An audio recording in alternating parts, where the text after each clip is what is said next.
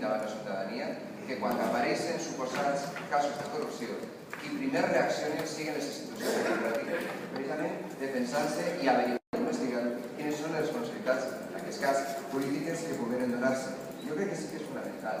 Abans s'ha dit respecte al cas Blasco, però també ha hagut uns altres. La mateixa Sanitat, també en el cas de Barça, es va personar.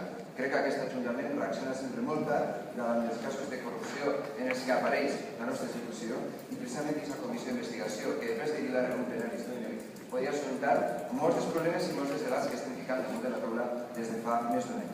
Perquè vull recordar, i no s'acabi, que el cas No, el cas de Marsa, el cas Gurnet i els suposats casos de corrupció que apareixen no són invents de l'oposició, són casos que s'investiguen judicialment i apareix després al final amb càrrecs polítics involucrats. Això és el que nosaltres volem averiguar.